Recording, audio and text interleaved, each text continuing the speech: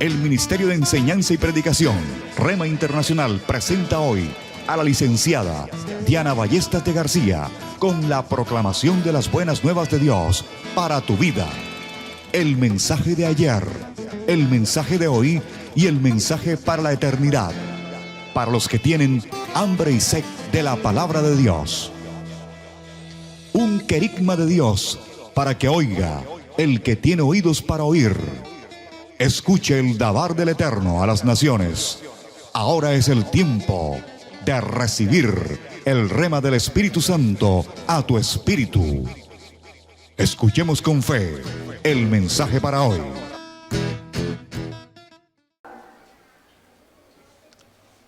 En el libro de Ruth. Libro de Ruth.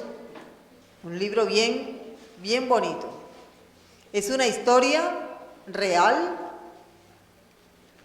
que está narrada en la Biblia en 4 capítulos. Si usted no ha leído el libro de Ruth, le recomiendo léalo. Incluso hay una película, se llama Ruth la Moabita, creo que se llama así, y está basada precisamente en este cuadro, en la historia de Noemí, que era la suegra de Ruth. Niños, atentos, porque después voy a preguntar. Aarón.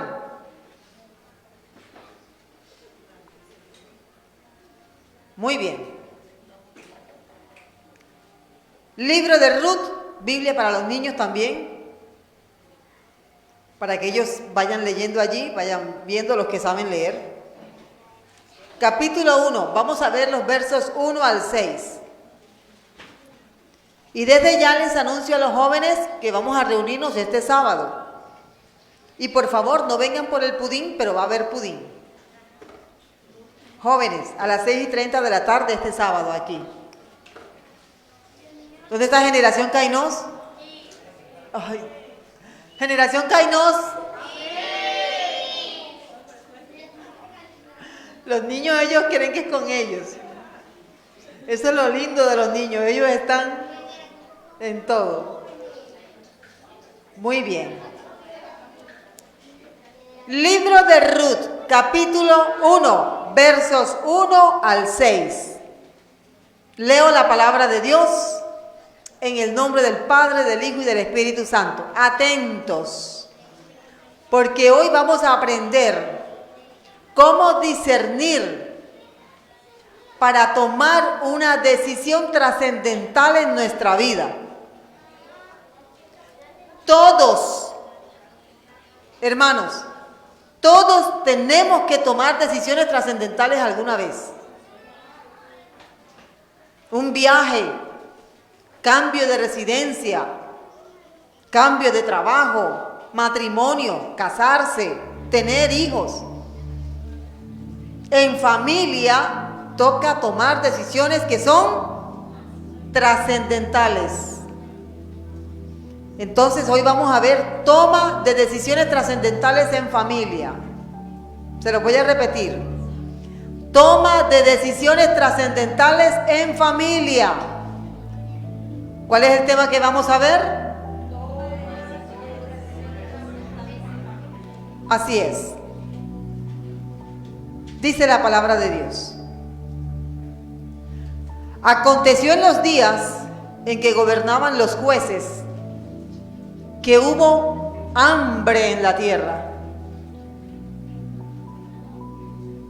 Y un varón de Belén, de Judá, fue a morar en los campos de Moab, él y su mujer, y 2 hijos suyos. El nombre de aquel varón era Elimelec, y el de su mujer, Noemí. Y los nombres de sus hijos eran Mahlón y Kelión, efrateos de Belén, de Judá. Llegaron pues a los campos de Moab y se quedaron allí. Y murió Elimelec, marido de Noemí, y quedó ella con sus 2 hijos, los cuales tomaron para sí mujeres moabitas. El nombre de una era Orfa y el nombre de la otra Ruth. Y habitaron allí unos 10 años. Y murieron también los 2, Malón y Quelión, quedando así la mujer desamparada de sus 2 hijos y de su marido. Entonces se levantó con sus nueras y regresó de los campos de Moab, porque oyó en el campo de Moab que Jehová había visitado a su pueblo para darles pan. Vamos a orar. Vamos a orar. Padre, gracias te damos por tu palabra. Gracias por hablarnos al corazón. Te rogamos, Padre, en esta hora, oh Dios, que hagas muy sensible nuestros corazones para escuchar lo que tu palabra dice. Te estamos pidiendo, Dios, por tu gran misericordia, háblanos. Te ruego por los hogares, los matrimonios, las familias que están tomando decisiones trascendentales en este momento. Te ruego por los matrimonios que se han herido mutuamente, Señor, para que tú les estés sanando. Ayúdales a verte a ti. Te ruego por los negocios, los trabajos, lo que es fuente de ingreso para tus hijos. Señor, ayúdanos a elegir bien. Guíanos por medio de tu palabra. Guíanos, te lo rogamos, Padre. Y enséñanos, oh Dios, a que cuando tengamos que tomar decisiones trascendentales, recordemos lo que tu palabra dice. En el nombre de Cristo Jesús. Amén. Amén y amén. Gloria al Señor. En estos pocos minutos le voy a pedir que mire la historia. Mire la historia. Me gustaría que un mentor se sentara aquí con los niños. Están como muy emocionados. Y usted vea detalles.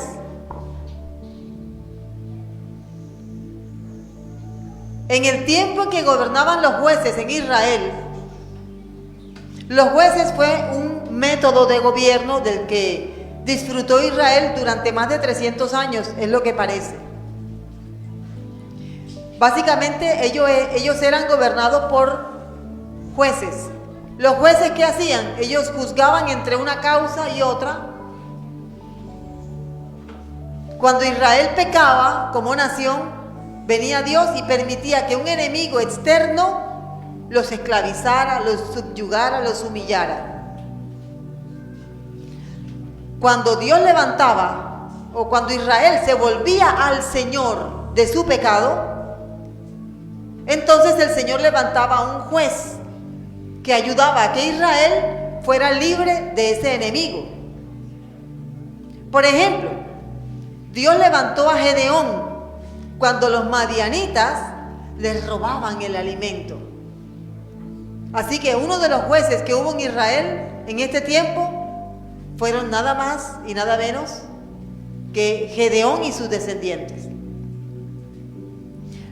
Los enemigos que Dios levantó contra ellos porque ellos pecaban, eso es una mecánica espiritual. Caíste en pecado, Dios permite que venga un enemigo y te subyugue. Caíste en pecado, Dios permite que venga el devorador. Estás pecando, Dios permite que vengan los filisteos. Dios permite que vengan los amorreos. Dios permite que vengan los madianitas y se metan en tu casa. Esa es la mecánica espiritual. Cada vez que pecas y que lo haces y de alguna forma no puedes, es la forma como Dios de alguna forma te dice: hey, vuelve. Es una mecánica espiritual, nunca falla. Es la forma como Dios te llama. ¿Pecaste? ¿No te has arrepentido? Bueno, Dios permite que vengan filisteos y se metan. ¿Cuándo Dios echa a los enemigos? Cuando entonces hay un arrepentimiento. Yo pequé, estoy mal, Señor, perdóname. Entonces viene el Señor y de alguna forma envía un profeta, envía una persona, una palabra que te va a indicar qué debes hacer y te va a ayudar a ser libre de esa situación. La Biblia dice que Dios no oye a los pecadores, pero que si alguno se arrepiente, el Señor escucha. Entonces sepamos eso y no lo olvidemos. En este momento Israel estaba pasando por una terrible necesidad, cualquiera de esas. Y esta familia, cuya cabeza visible era Elimelec, decidió irse de la tierra. Observe este detalle. Cuando vemos esta historia, no se nos dice por qué murió Elimelec. Cuando nosotros hablamos con personas que han atravesado por un desierto, por una situación difícil, las personas quieren justificar sus acciones. Pero ¿y por qué te separaste? O bueno, ¿te separaste? Sí, es que yo me separé por esto y esto. Pero el Señor no está interesado en saber, Él lo sabe. El asunto es, te separaste. Robaste. Muy bien. Las consecuencias de robar son estas. Pero es que yo robé porque tenía hambre. No. No importa por qué. El asunto es, robaste. Puede ser otra situación. No, es que vea, esa mujer a mí me acosaba día y noche, por eso fue que yo caí. No. El asunto es, te acosaran o no, caíste. Te revolcaste en la fornicación o en el adulterio. Puede ser el caso contrario, una mujer también. Ese hombre me acosaba. Mira, aquí el punto no es qué te llevó a pecar. El punto central es, pecaste. ¿Qué viene después de pecar? Si las consecuencias del pecado, dice la Biblia, que son la muerte. Algunos piensan, pero yo pequé y no me morí. Es que la muerte tiene muchas expresiones. La enfermedad es una forma de muerte por causa del pecado. La muerte física también. La quiebra también. Familias destruidas, otra forma de muerte espiritual por causa de el pecado. Y si ya yo me di cuenta de eso, ahora lo que viene es un acto de arrepentimiento. Tú no puedes continuar en esa situación. Tiene que haber un arrepentimiento. Señor, yo caí, reconozco que caí. No importa por qué, el asunto es que caí y ahora me arrepiento. Y si hay arrepentimiento, dice el Señor que Él no rechaza el corazón contrito y humillado. Él está dispuesto a perdonar. Si hay un corazón dispuesto, Dios tiene los brazos abiertos. Hemos entendido eso, ¿verdad? Entonces, cuando nosotros leemos la historia, pero aquí dice que Elimelec, ¿cómo se llamaba el varón? Elimelec se fue a los campos de Moab con su esposa y sus hijos y allá murió. Yo podría decir, de pronto fue que se ganó un enemigo, o de pronto fue que ya fue llamado a la guerra y murió en la guerra.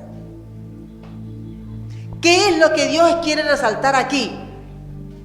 Elimelec se movió, tomó una decisión trascendental sin orar, sin buscar de Dios, siendo del pueblo de Dios. Elimelec dijo, aquí no hay comida, tenemos hambre, vamos a buscar comida en otro país. Y se fueron.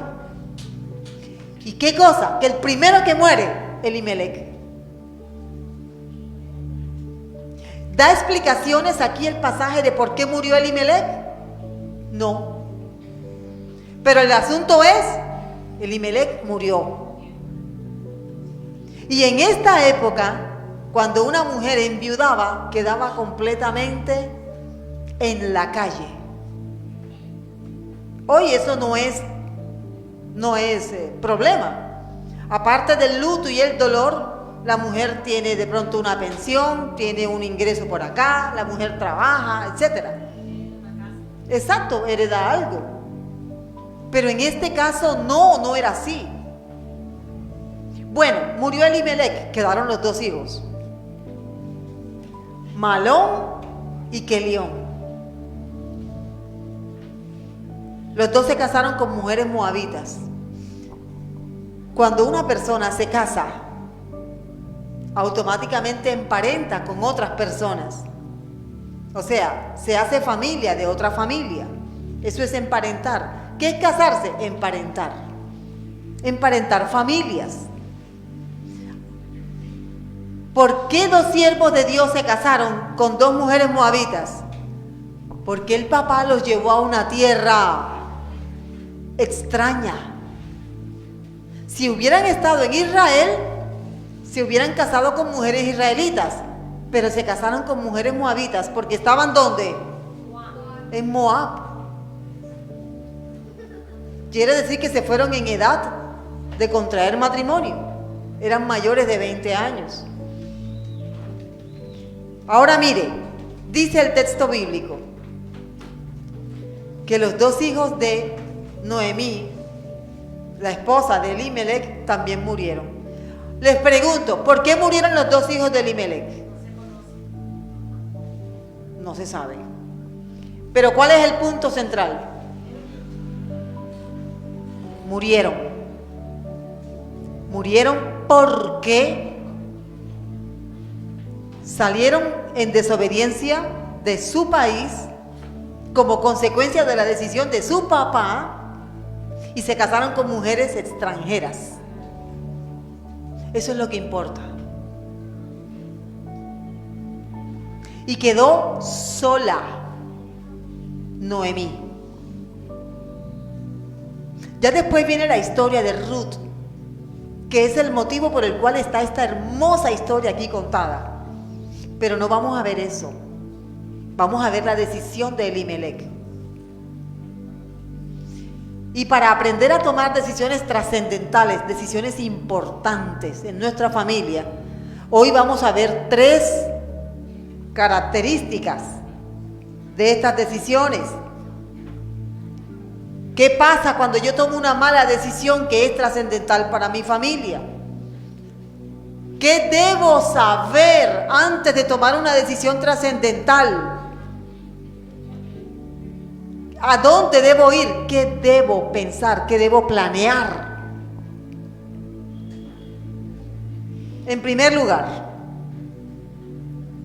las decisiones trascendentales en familia se toman en familia. O las decisiones que van a afectar a mi familia se deben tomar en familia. Elimelec tomó la decisión, pero él no oró. Señor, ¿es voluntad tuya que yo me vaya a los campos de Moab? Estaba viendo precisamente en estos días la gran cantidad de personas que se están yendo del país porque no les gusta el gobierno. A muchos no les gusta el gobierno, a otros sí. Desempleo, las cosas como suben de precio de una forma tremenda, escasez en algunos lugares. Así que la solución es irnos del país. La pregunta que le quiero hacer a todas esas familias es: ¿te dijo Dios que te vayas del país para bendecirte? ¿O es una decisión tuya unilateral porque viste que el vecino se fue y, comillas, le fue bien?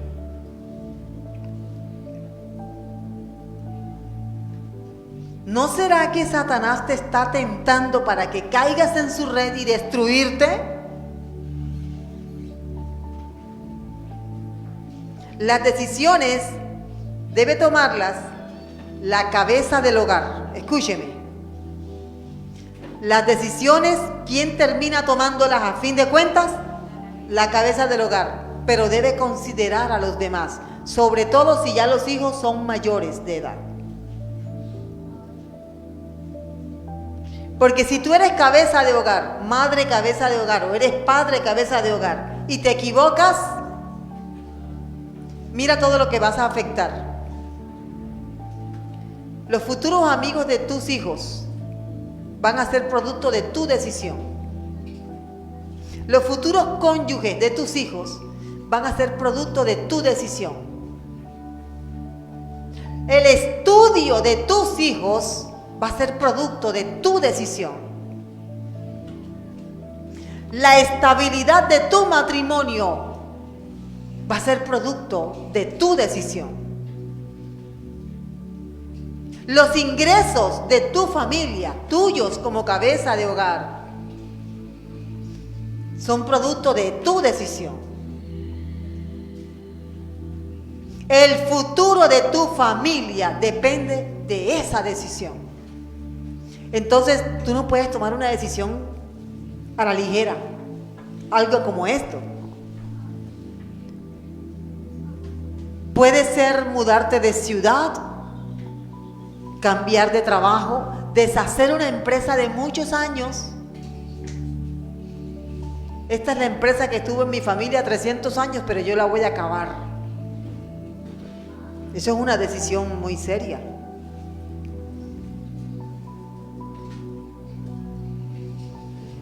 Hay decisiones que han bendecido familias.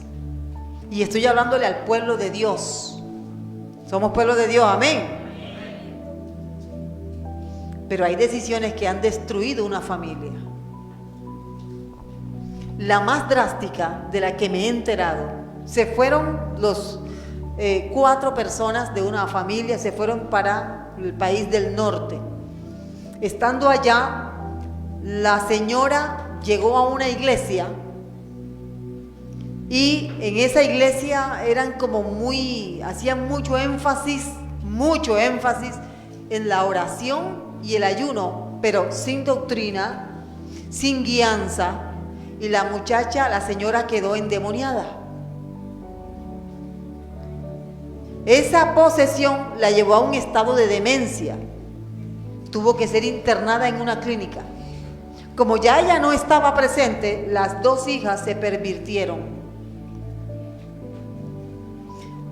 Hoy día está el hombre solito. Si yo hubiera sabido que esto me iba a pasar, yo no me vengo para acá. Yo me quedo en mi país. ¿Pero qué pensó él? No, este señor se fue y le fue bien.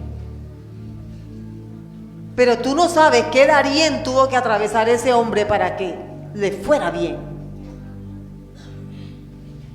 El impío no tiene temor en vender lo que sea para que le vaya bien.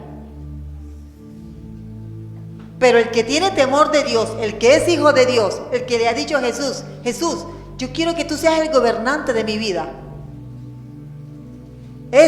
Con ese las cosas son diferentes.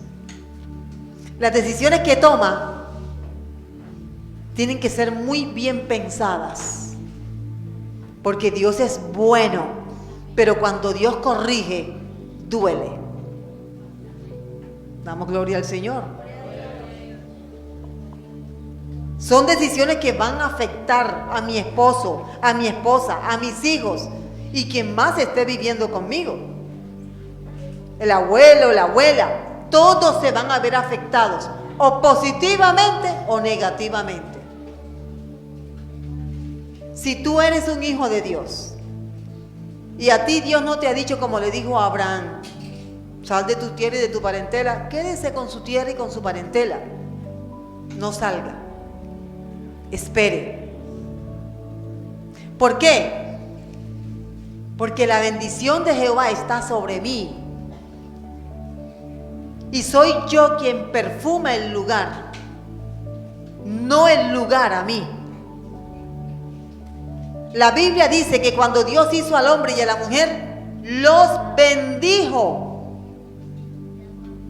Entonces, si yo soy un hijo de Dios, una hija de Dios, ¿dónde está la bendición? Parece que no hemos entendido. Si tú eres un hijo de Dios, Cristo está en tu corazón, tú le has recibido como Señor y Salvador. Cuando Él envía a sus ángeles al lado tuyo,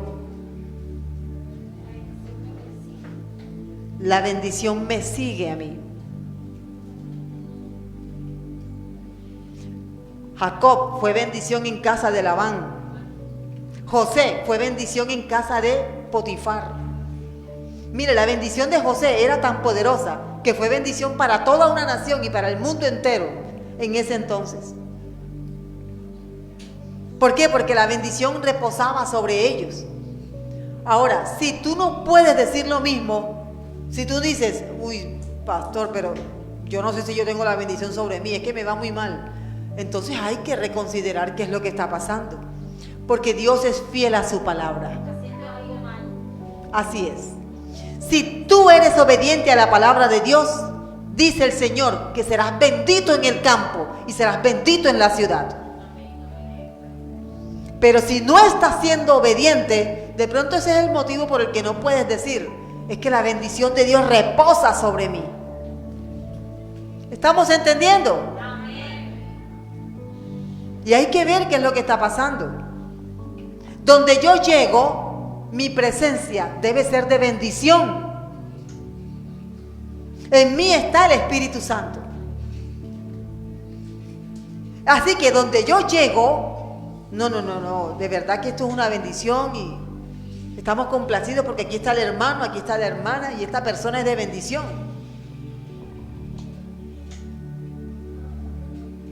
Segundo, cada decisión incidirá en el futuro de cada miembro de la familia. Bueno, ya aquí yo me adelanté. Al llegar a Moab, Elimelech murió. O sea, si Elimelech se hubiera quedado en Belén, ¿hubiera muerto antes de tiempo? Lo más seguro es que no. Primero murió la cabeza del hogar. Los hijos se casaron con mujeres moabitas. ¿Ustedes recuerdan cómo se llamaba el dios que adoraban en Moab? Moloch. El Señor lo reprenda. ¿Cuáles eran las ofrendas que demandaba este demonio? Niños.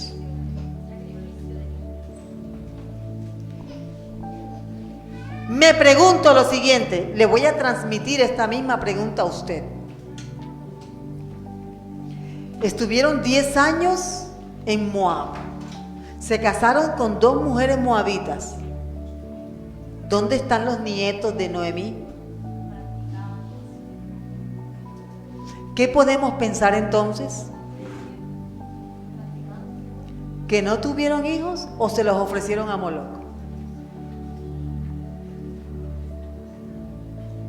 O sea, que una decisión trascendental que yo como cabeza de mi hogar, de mi familia, tome, ¿puede afectar a toda mi descendencia?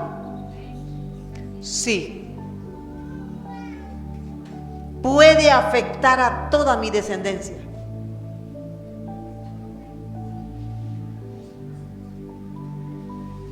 La decisión. Alguien decía, yo vivo en tal barrio, un barrio peligroso, un barrio, vea, donde hay que pensarlo bien para ir allá. Y dijo, ahora que tenga más dinero, yo me mudo de aquí porque yo no quiero que mis hijos tengan ninguna comunión con la gente de este barrio. Y se fue a vivir en estrato 6. Y allá en estrato 6, los hijos todos cayeron en la droga. Volvemos al mismo punto. Soy yo quien bendice el lugar. Yo me crié en un barrio que en Cartagena no es recomendable. Hay mucha gente buena en ese barrio, así que no voy a darle el nombre. Pero a pesar de haber crecido en un barrio peligroso, nosotros fuimos bendición en ese lugar. Estamos entendiendo cuál es el sentido, ¿verdad? Noemí quedó desamparada, quedó con las 2 nueras. De las 2 nueras, solo uno se quedó con ella, la otra se fue y le tocó volver. Incluso cuando Noemí vuelve, como la palabra, el nombre Noemí significa dulzura, le decían, hola Noemí, y ella decía, no me llamen Noemí, llámenme Amarga. Porque se fue con la familia y regresó sin familia y en amargura.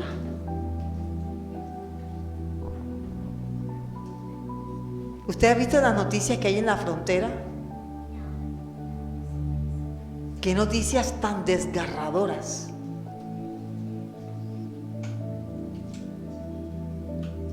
Que una persona llegue a la frontera, logra pasar a Estados Unidos y a los 5 días de estar en Estados Unidos lo mataron. Y los que no logran pasar del río Bravo, ¿cuánta gente? Y los que se van legalmente. Bueno, dejemos el tema ahí. Tercero, tomar una decisión requiere discernimiento espiritual. Tomar una decisión requiere discernimiento espiritual. ¿Qué requiere tomar una decisión? ¿Qué requiere tomar una decisión? Discernimiento espiritual.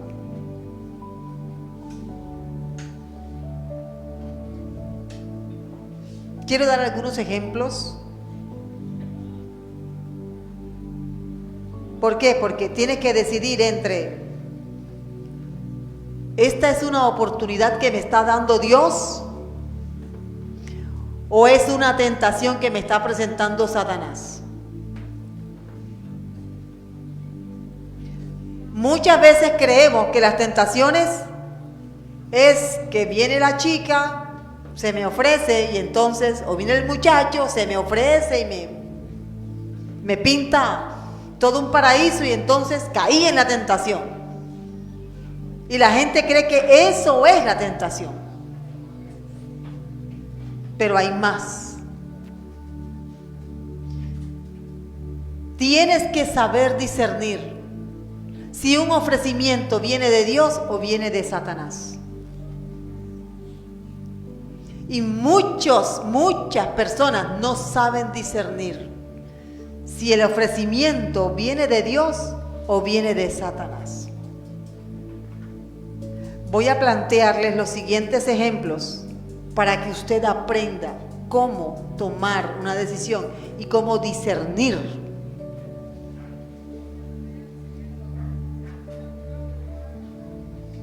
Nuestro hermano Gilmar predicó el día miércoles sobre un pasaje que me dio mucha luz y voy a hacer uso de ese pasaje hoy. Segundo libro de Samuel, capítulo 24, verso 1. Y primer libro de Crónicas, capítulo 21, verso 1. Quiero básicamente que usted vea el contenido de estos versículos. Dice segundo de Samuel 24, 1. Volvió a encenderse la ira de Jehová contra Israel e incitó a David contra ellos a que dijese: ven, haz un censo de Israel y de Judá. ¿Quién incitó a David según segunda de Samuel? Jehová. Primer libro de Crónicas, capítulo 21, verso 1. Pero Satanás se levantó contra Israel e incitó a David a que hiciese censo de Israel.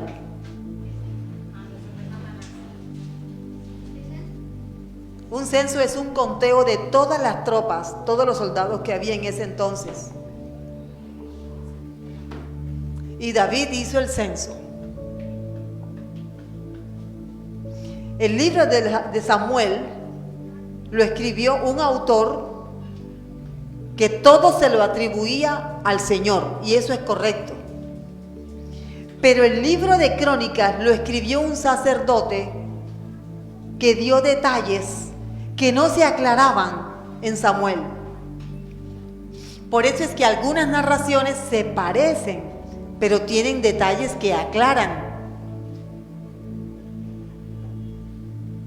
David quería saber con cuánta fuerza militar contaba para enfrentar a sus enemigos, cuando ya el Señor le había dicho: hombre, yo soy como un ejército para ti. Si yo estoy contigo, no te va a faltar ni te va a pasar nada. Pero David, el rey de Israel, el dulce cantor de Israel, no creyó, sino que hizo un censo. Pero ¿quién le incitó a hacer el censo? Satanás. El asunto es que Dios permitió que Satanás zarandeara a David. Dios se dio cuenta, Dios lo vio. ¿Qué no ve Dios? Y Dios, cuando vio que Satanás le estaba convenciendo y a David le gustó la idea de hacer el censo, Dios se cruzó de brazos y se apartó. Cuando nosotros vemos un caso así, podemos decir: Dios permitió que metiera las patas. No es voluntad de Dios, pero Él lo permite. Yo tengo que saber este ofrecimiento de dónde viene. Una vez lo dije y lo vuelvo a decir. Ayer me estaba diciendo precisamente un pastor en la clase, en el seminario: pastora, ¿cómo saber si un empleo es de Dios o no es de Dios? Mire, el empleo, sin importar cuánto pagan, sin importar qué te demandan. Mira, el empleo puede ser brillante, el empleo puede tener todo lo que tú has soñado toda tu vida. Pero si ese empleo atenta contra tu vida espiritual, contra la vida eterna que Dios te ha prometido, ese empleo no es de Dios. No importa que paguen bien, no importa que te den todo. Si atenta contra tu vida espiritual, no es de Dios.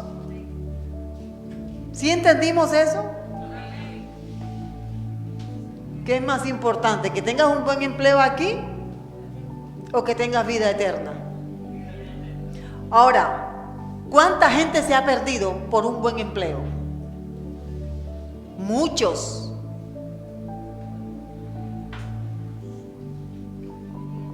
Y le dije a los hermanos: usted como cristiano, usted tiene menos posibilidades de laborar que un impío.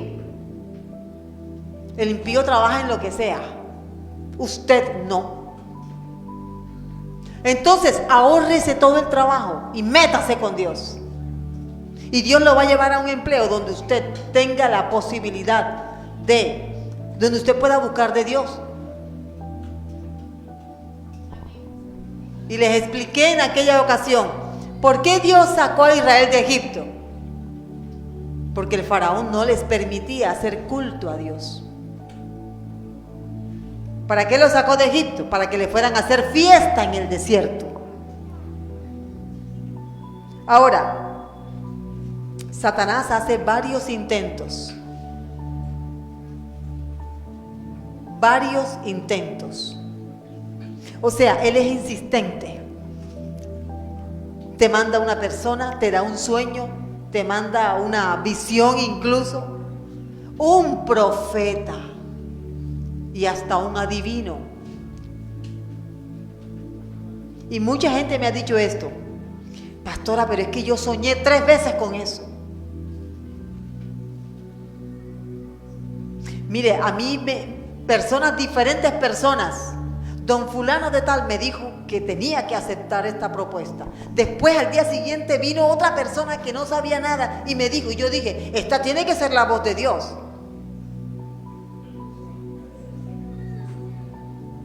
Gente que me ha dicho, pastora, 5 personas diferentes me han dicho que yo tengo que hacer esto.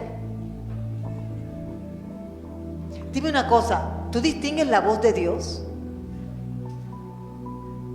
¿Tú sabes oír la voz de Dios? ¿Tú eres sensible a la voz de Dios?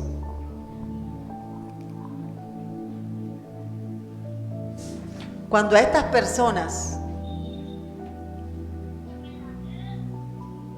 se les cita la palabra de Dios, ellos deciden qué escoger. Si lo que ellos consideran voz de Dios o lo que sí es la voz de Dios. Alguien nos citó a mi esposo y a mí hace rato y nos dijo, yo necesito un consejo. Mi esposa y yo estamos pasando mucha necesidad. Hay días que solamente arroz con agua. Necesidad. Mucha escasez. Y yo tuve un sueño. Esto le va a pasar a usted. Ponga atención. Y en el sueño venía un varón y me ofrecía alhajas de oro. Alhajas de oro.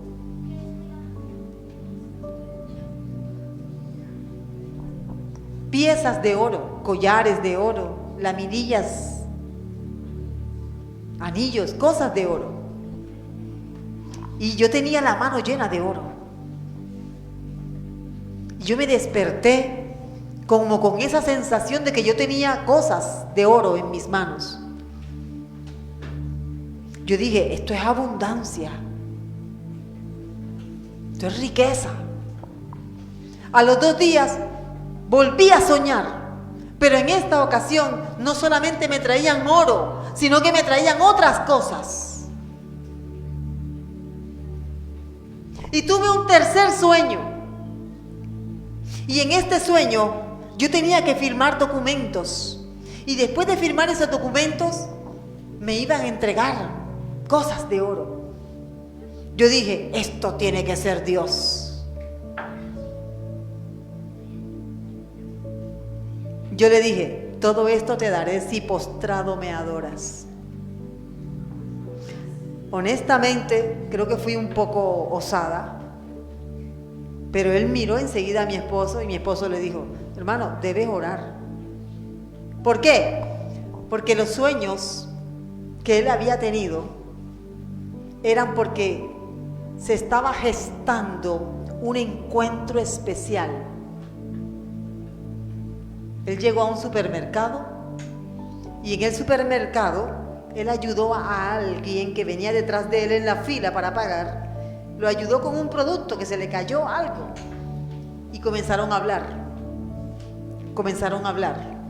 Resultó que ese personaje era un empresario muy conocido y enseguida le ofreció empleo.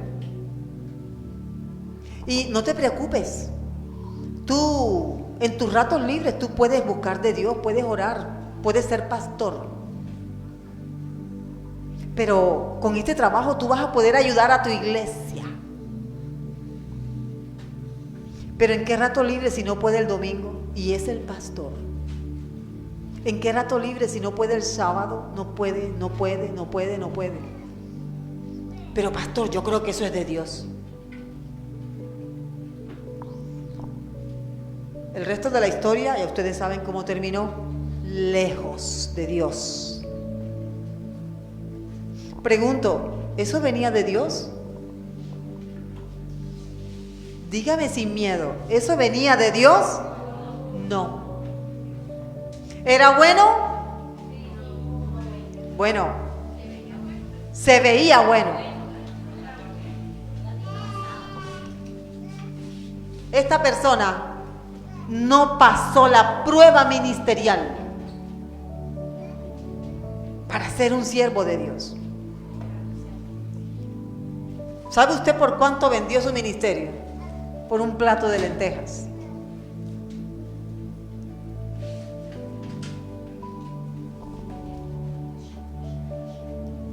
Quiero preguntarles esto. Los sueños con oro y todo eso, ¿esos sueños eran de Dios? No. Hay un momento en que el ser humano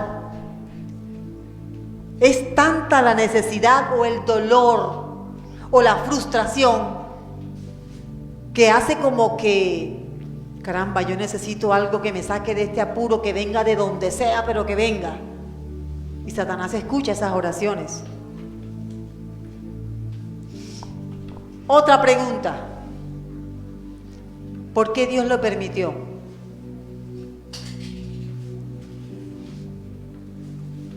¿Por qué Dios permitió? Dice la Biblia, en el mundo tendréis aflicción. Es necesario que a través de muchas tribulaciones entremos en el reino de los cielos. ¿No dice así?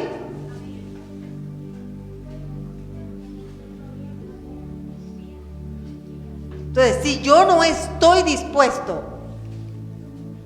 a aceptar lo que es la vida cristiana en mi vida, a que sea real la presencia de Dios en mí, el enemigo lo sabe. Él insiste. ¿Cuándo el enemigo se va? Cuando tú le resistes.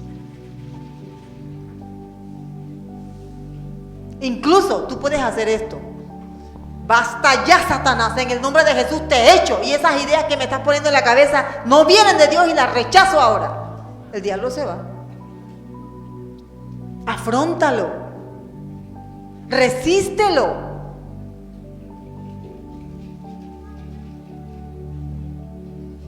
Mire, aquí hay algunos ejemplos. Ya se nos acabó el tiempo. Por ejemplo, en el caso de Nehemías, Nehemías era gobernador en Judá. Dice la Biblia, exactamente en el capítulo 4, capítulo 5 creo que es, dice que los enemigos de la obra de Dios le mandaron 4 cartas, 4 mensajes a Nehemías. Como con los mensajes Nehemías, mire, tiene que leer el capítulo para que usted entienda de qué estoy hablando. Nehemías estaba haciendo la obra de Dios, levantando el muro de la ciudad de Jerusalén. Y los enemigos le mandaron una carta sellada. Es necesario que nos reunamos, así que detén la obra para que podamos hablar de este asunto. ¿Qué le dijo Nehemías? No. Segunda carta. Mira, te estoy diciendo que nos reunamos. Por favor, detén la obra para que hablemos. ¿Qué dijo Nehemías? No. Tercera carta. No. Cuarta carta. No. Le mandaron un profeta. Nehemías, enciérrate en el templo de Dios porque te van a matar. Y Nehemías tuvo discernimiento. El texto bíblico dice que Nehemías tuvo discernimiento. ¿De dónde viene el discernimiento de los siervos de Dios? De Dios. Y dijo Nehemías, un hombre como yo, que está tan ocupado, se va a esconder. No, hombre, esos son inventos, no, señor. Y Nehemías logró terminar la muralla de Jerusalén en 52 días. ¿Cuántos intentos hizo el diablo para que Nehemías desistiera de hacer lo correcto? Por lo menos ahí cuento 5 veces, de 5 diferentes maneras.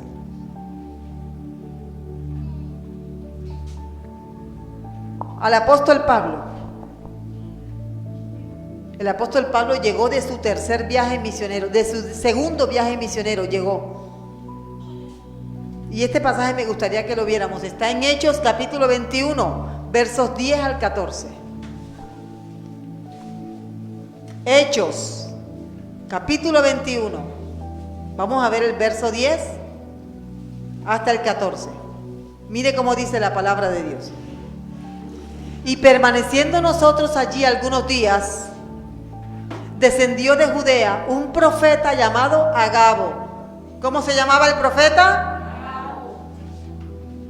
Quien viniendo a vernos, tomó el cinto de Pablo y atándose los pies y las manos, dijo: esto dice el Espíritu Santo. Así atarán los judíos en Jerusalén al varón de quien es este cinto y le entregarán en manos de gentiles. Esto es una noticia terrible. ¿Y quién está dando la noticia? Un profeta. No era un falso profeta. Era un profeta de Dios. Al oír esto, le rogamos.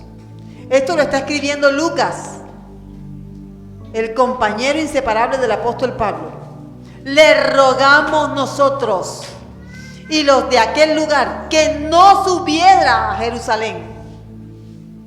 Mire lo que dijo Pablo. ¿Qué hacéis llorando y quebrantándome el corazón? Porque yo estoy dispuesto no solo a ser atado, mas aún a morir en Jerusalén por el nombre de Jesús, si es necesario. ¿Cuántas personas santas le estaban diciendo a Pablo: Pablo, no vayas a Jerusalén, no, mira que te van a apresar? Pero ya Dios le había dicho a Pablo: Pablo, tienes que ir a Roma. ¿Sabes oír la voz de Dios? Esto es una tentación, igual que la de Nehemías. ¿En qué consiste la tentación? No tienes que morir por Jesús. No tienes que ir a Jerusalén. Deja de hacer la obra. No cumplas la orden de Dios. Salva tu pellejo.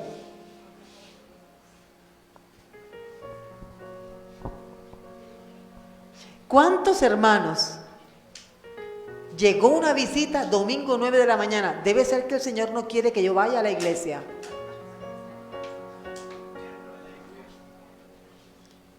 ¿Cuántas personas vinieron el miércoles al servicio? ¿Cuántos éramos? 5 personas. Cayeron 3 goticas. Y eso fue suficiente. 3 goticas. Eso fue más que suficiente. Mire, ¿cuántas veces hemos caído en la tentación por tener un mal concepto de lo que es una tentación? Mucha gente que no es fiel con sus diezmos porque están cayendo en la tentación una y otra y otra y otra. Siempre hay un buen pretexto para no ser fiel con los diezmos, pero se está esperando la bendición de parte de Dios.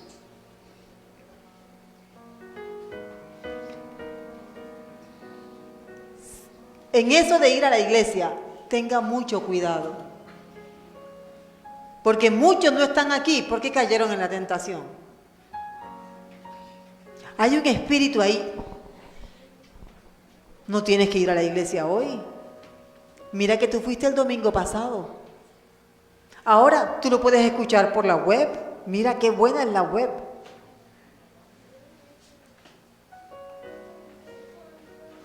Y el último caso es el de Jesús.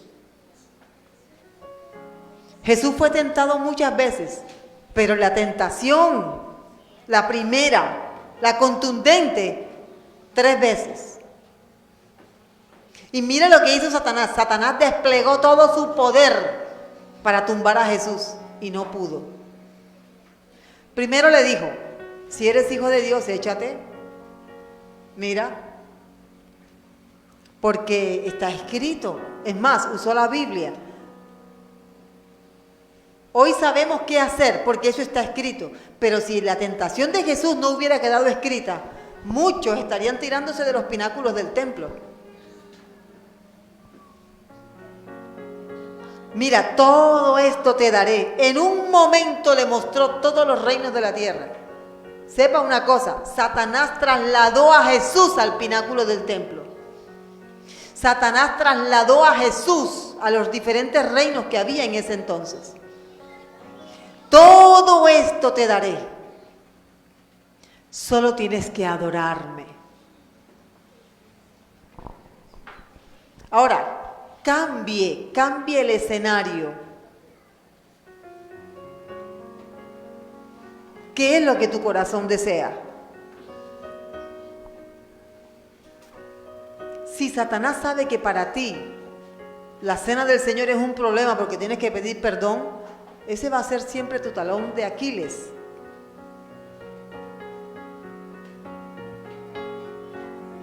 Satanás insiste. Es que he soñado tantas veces con lo mismo. Nosotros no nos dejamos guiar por visiones. Las visiones tienen que ir de acuerdo a lo que dice la palabra de Dios. Amén. Puede ser un profeta traído de donde quiera, pero lo que dice ese profeta tiene que ir de acuerdo a lo que dice la palabra de Dios. Y en muchas ocasiones vas a tener que quedarte quieto, calladito, esperando en el Señor.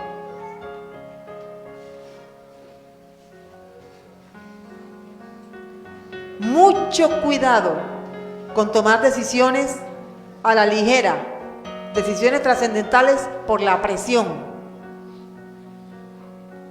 La familia donde la suegra es la que toma las decisiones, mal hecho. Familias donde es el vecino el que toma las decisiones porque el cabeza de hogar o la cabeza de hogar no sabe. Hogares donde es la mamá la que toma las decisiones. O el papá. O el abuelo, la abuela. Cierra tus ojos, vamos a orar. Vamos a estirar un poquito las piernas, nos ponemos sobre nuestros pies, por favor, los niños también. Y vamos a orar. Padre, gracias.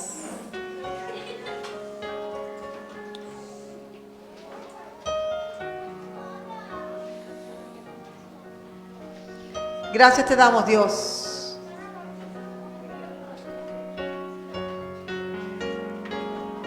Porque tú eres bueno, Señor. Padre, háblanos en esta hora por medio de tu palabra, Señor. Y mira a cada uno de las personas que están aquí, Señor. Los que tienen que tomar una decisión con respecto a su hogar, a su familia, Señor. Perdónanos, Señor, si hemos tomado decisiones sin consultarte a ti. Perdónanos, Señor, si hemos actuado aceleradamente, Señor. Perdónanos. Señor, la decisión de comprar o adquirir algo, Señor, dirígenos tú, oh Señor. Ayúdanos, Señor, a tomar decisiones que afecten de manera positiva a nuestra familia, que bendigan a nuestra descendencia. Ayúdanos, Señor, te lo rogamos. Vamos a hacer todos juntos esta oración. Padre, bendíceme. Yo dependo de ti. Y en el nombre de Jesús, ayúdame a ver con claridad las decisiones que voy a tomar para que sean guiadas por tu Espíritu Santo y no permitas que el enemigo me engañe, sino que yo actúe conforme a tu palabra. Gracias te doy en el nombre de Cristo Jesús. Amén. El Ministerio Apostólico Rema Internacional pone a disposición esta predicación. Ofrecemos ministración a simposios, seminarios, campañas evangelísticas, educación globalizada sana y de carácter interdenominacional. Escríbanos a ministerioremainternacional@gmail.com o llámenos al celular 316-270-7181.